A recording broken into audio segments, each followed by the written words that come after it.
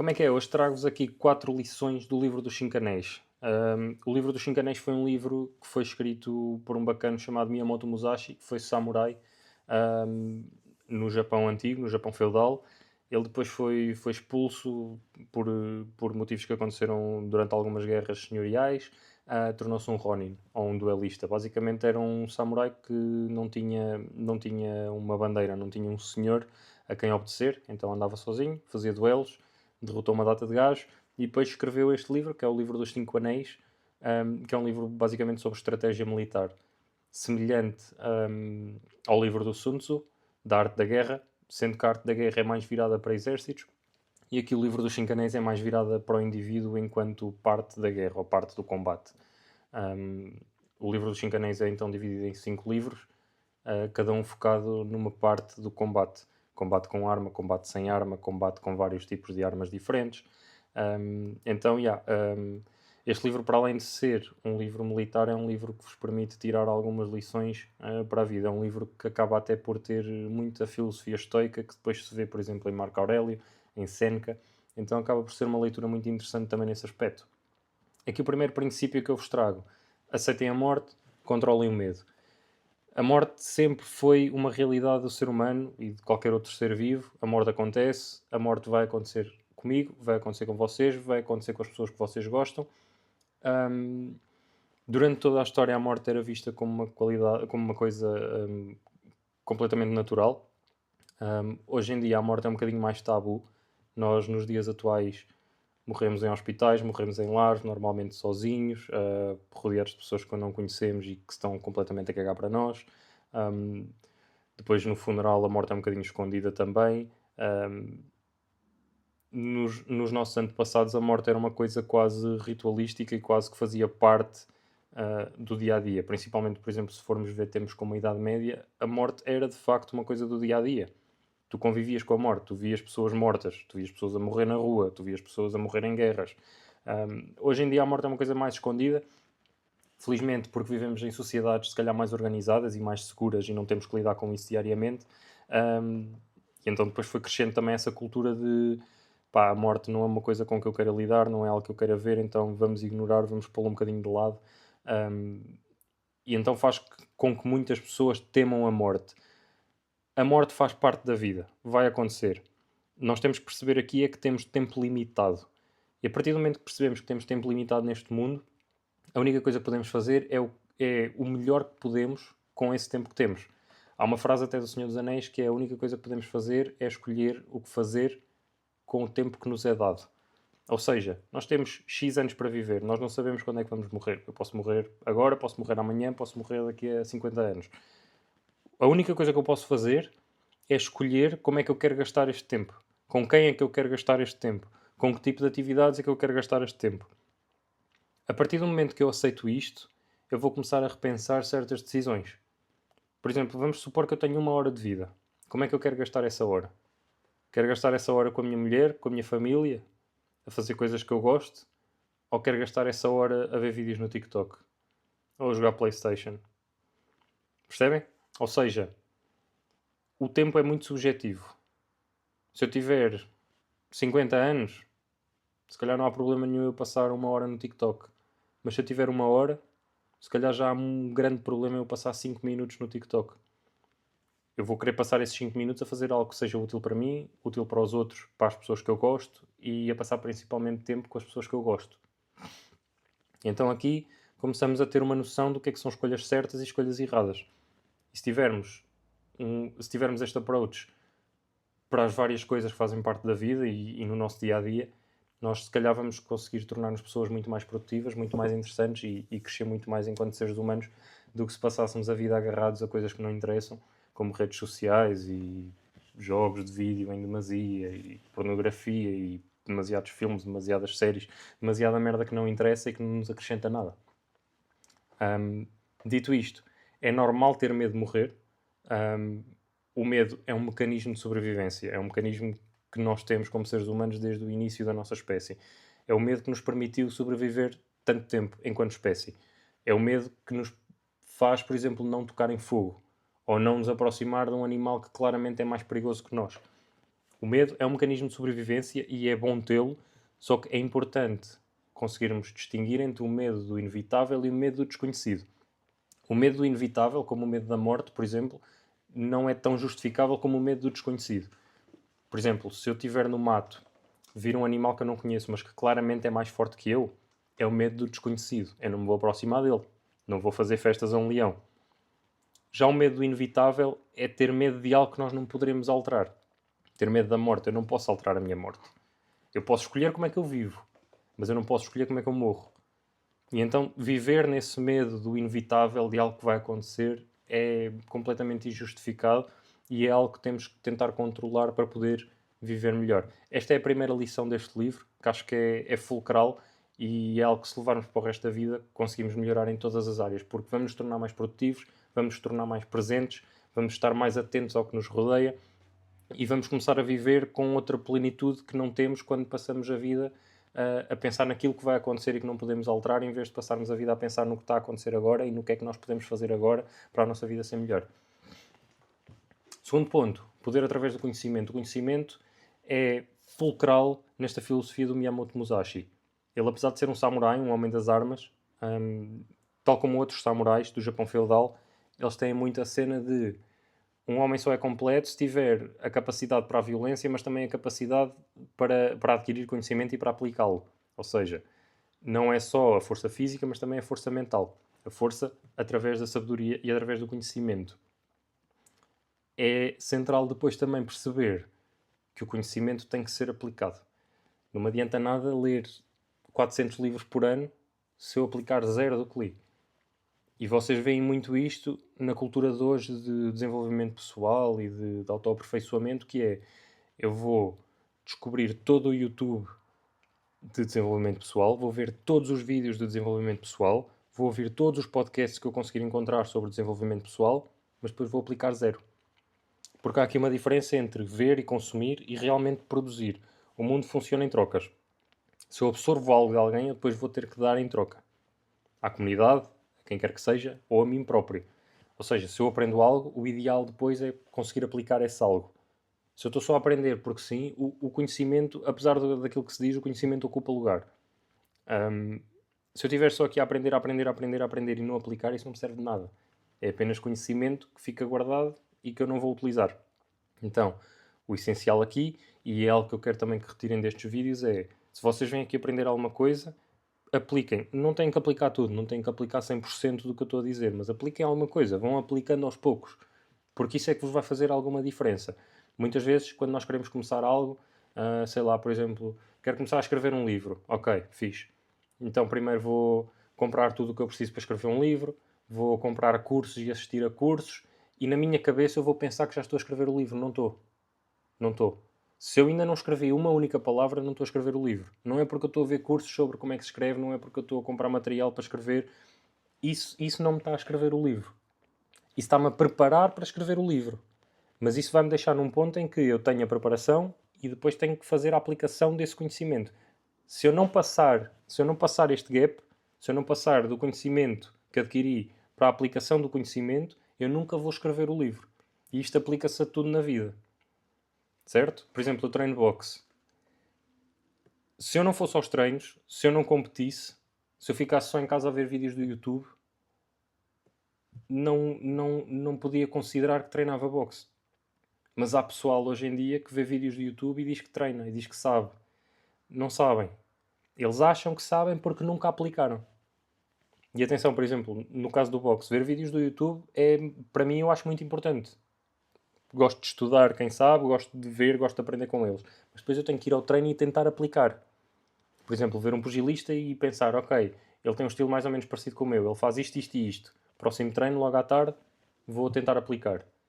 E aplico. E vejo se funciona para mim, se não funciona. Se funciona, fixe. Se não funciona, tento reiterar e tentar alterar ali alguma coisa de forma a que funcione. É assim que se desenvolve. É assim que se aplica o conhecimento. Não é a ver e aguardar e pronto, está guardado, está aprendido. Não é assim que funciona. Nós temos que aplicar. E isto é um processo constante. O desenvolvimento é constante ao longo da vida. Não é porque eu de repente vi um vídeo e acho que sei fazer alguma coisa e até apliquei que depois paro ali. Não. eu posso continuar a aprender. Este gajo faz assim, mas este gajo faz assim. Vou ver o que é que funciona melhor. Ok, isto funciona melhor neste aspecto, isto funciona melhor neste aspecto. Como é que eu posso juntar isto para funcionar melhor de uma forma mais uniforme? Então, eu vou aplicar de outras formas, vou tentar descobrir outras formas de poder usar o que aprendi e vou-me continuar a desenvolver. Depois, entretanto, até aparece uma nova escola disto que diz que deve ser feito assim e assim. Ok, fixe, vou experimentar. Até funciona em certa medida. Vou juntar aquilo que já sei. E isto é um desenvolvimento constante. Isto aplica-se a qualquer área da vida. Isto é aplicável a tudo. Artes marciais, à própria aprendizagem em si. Se vocês querem criar um canal de YouTube, se vocês querem, sei lá, começar a treinar o vosso físico, se vocês querem começar a meditar, qualquer coisa que seja, se vocês querem plantar um jardim, se vocês querem remodelar a vossa casa e começar a fazer remodelações, tipo, começarem a fazer carpintaria, alguma coisa mais manual, isto aplica-se a tudo. O conhecimento deve ser desenvolvido ao longo do tempo e deve ser, sobretudo, aplicado. Isto é o mais importante. Terceiro ponto, controle das emoções. É aqui que isto começa a tocar também no estoicismo. Eu mais para a frente vou fazer vídeos mais sobre estoicismo, sobre Marco Aurélio, sobre Séneca, e vocês vão ver que isto é um tema que acaba por ser recorrente também nessas obras e nessas pessoas. O estoicismo hoje em dia é muito confundido com masculinidade tóxica. Aquilo que se chama hoje masculinidade tóxica era aquilo que há uns anos era uma masculinidade normal, era uma masculinidade saudável, que é a masculinidade da resolução de problemas, é a masculinidade de estar presente, de providenciar para os outros. Um homem que queira servir a sua mulher, que queira servir a sua família, que queira providenciar para eles, não está a ser tóxico. Está a fazer aquilo que ele foi criado para fazer, que é providenciar, que é dar, que é servir. Um rei serve o seu povo, não é servido pelo seu povo. As pessoas têm muito esta ideia trocada. Um bom rei, não quer dizer que não tenha havido maus reis durante a história, ou maus imperadores que procurem ser servidos pelo povo, mas um bom rei, um bom líder, um bom chefe, serve os outros, não é servido pelos outros. Esta é a grande diferença hoje, por exemplo, nas empresas. Um bom chefe, a grande diferença em relação ao mau chefe é que o bom chefe lidera, por exemplo, ele serve os outros. Ele é o primeiro a ir. Ele não diz, tu vais fazer isto, tu vais fazer isto. É, nós vamos fazer isto, eu mostro-vos como é que se faz, eu lidero. Eu sirvo-vos para que vocês me possam servir bem e possam servir a causa maior bem, através do meu exemplo de liderança. Isso não é masculinidade tóxica. Se vocês procuram isso, se vocês tentam fazer isso no vosso dia-a-dia, vocês não estão a ser tóxicos, vocês estão a ser homens normais e homens de valor. Que é isso que se procura. A vida vai-vos dar muita porrada. A única coisa que vocês podem fazer é decidir como é que reagem. Se vocês entrarem em desespero e não conseguirem controlar as vossas emoções, a vida vai-vos continuar a dar porrada. Se vocês, por outro lado, tiverem calma, tiverem o discernimento de ver qual é a melhor opção, qual é a melhor limonada que vocês podem fazer com os limões que têm, é aí que se cria valor. É aí que vocês se desenvolvem enquanto pessoas. E é aí que a vida começa a sorrir-vos de outra forma. Porque enquanto vocês estiverem desesperados com tudo e mais alguma coisa, vocês não vão conseguir pensar, não vão conseguir fazer nada. Eu li um livro do Haruki Murakami, o escritor Nobel japonês. Ele corre maratonas e ele diz que é algo que o ajuda muito a escrever depois também, para os pensamentos fluírem, etc. E ele tem um livro sobre isso mesmo, sobre... É um livro de não ficção, é tipo uma autobiografia, aquilo chama-se mesmo autobiografia do autor enquanto corredor de fundo, é uma coisa assim. E nesse livro ele fala sobre ele tem uma frase que é qualquer coisa como os desastres são inevitáveis, mas a forma como vocês reagem a estes desastres é completamente opcional. Ou seja, o sofrimento é completamente opcional. Vocês é que vão escolher como é que querem reagir a determinada coisa. Ok? Portanto, o central aqui, deste ponto, é vocês estarem preparados para as coisas que a vida vos traz e vocês terem a capacidade de parar, de apreciar, de pensar no que está a acontecer, de tirar as vossas lições e de prosseguir da melhor forma que puderem. Porque se vocês tiverem essa calma, vocês vão ter sempre um move melhor que podem fazer a seguir. Há um filme do Bruce Lee que ele entra numa torre e de repente uma porta fecha-se, a outra porta fecha-se e ele fica ali preso. Então o que é que ele faz? Põe as nunchucks ao pescoço e senta-se a meditar. Porque naquele momento é a única coisa que ele pode fazer. É a melhor coisa que ele pode fazer.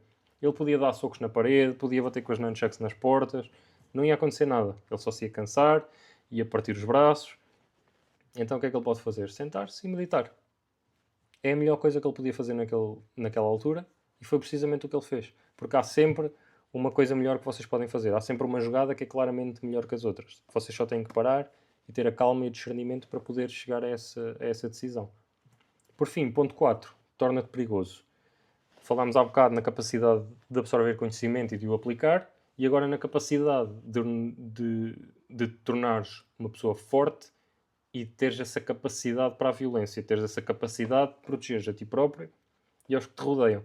A capacidade para a violência não se faz apenas no ginásio.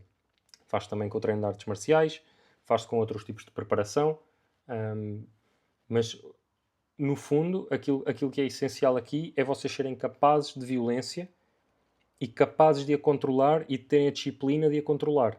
Ou seja, quando vocês são fortes e capazes de violência, vocês têm várias opções. Quando vocês são fracos, vocês não têm as mesmas opções. Muitas vezes hoje pensa-se num homem fraco como um homem de valor. Ou melhor, num homem de valor como um homem fraco. Um homem que não está disposto à violência, porque a violência é a masculinidade tóxica e é característico de um homem fraco.